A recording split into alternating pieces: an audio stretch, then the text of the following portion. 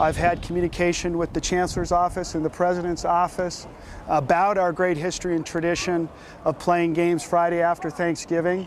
And so that's where we are today. Today we are working really, really hard and diligently to make sure that that happens moving forward.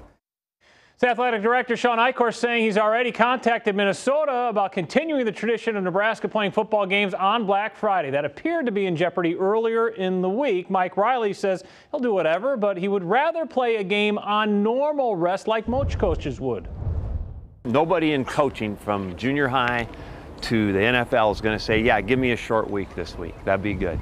Nobody's going to say that, but we'll be ready and it'll be fine. And it's not that big of a deal, okay?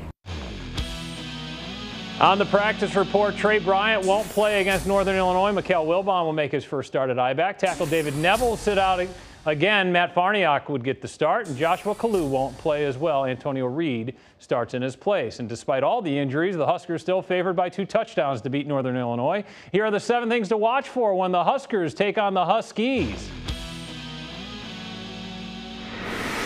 I think he'll bounce back and play great. Huskers offensive coordinator Danny Langsdorf confident that quarterback Tanner Lee will rebound after that 4-interception performance at Oregon.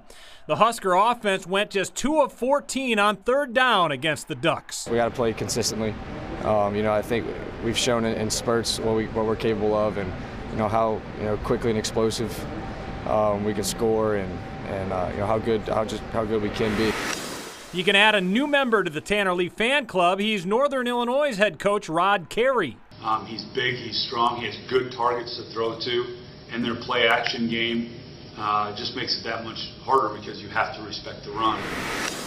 Stanley Morgan Jr. with back-to-back 100-yard receiving days to start the season. He's the first Husker in program history to do that. The school record overall at any time of year is 3 in a row, and Morgan can tie that mark with another big day.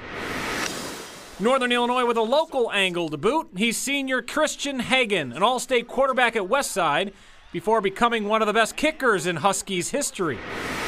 Keep an eye on number 82 for Northern Illinois. His name is Chad Beebe, and if that name sounds familiar, it should. His dad, Don, of course, Chadron State alumnus and Super Bowl champion, played in the NFL with the Bills and the Packers. The offense doesn't seem to change at all based on one or the other.